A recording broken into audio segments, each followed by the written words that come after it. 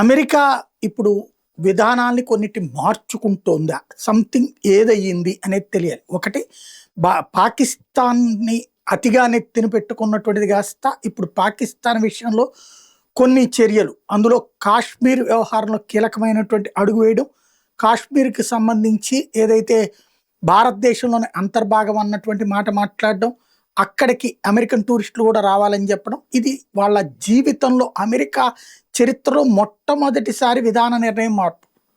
ఇది ఒక సంచలనం అయితే, గోర్ వాళ్ళ రాయబారి అక్కడికి రావడం రెండవ సంచలనం అయితే, మూడోది కెనడా విషయంలో అడుగు మారింది.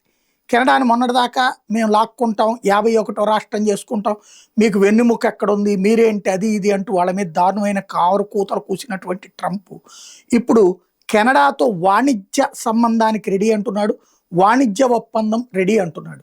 ఇండియాతో కూడా వాణిజ్య ఒప్పందానికి ముందుకు వస్తే పడలేదు ఇక్కడ, ఇప్పుడు కెనడాతో చేసుకెళ్తానంటున్నాడు.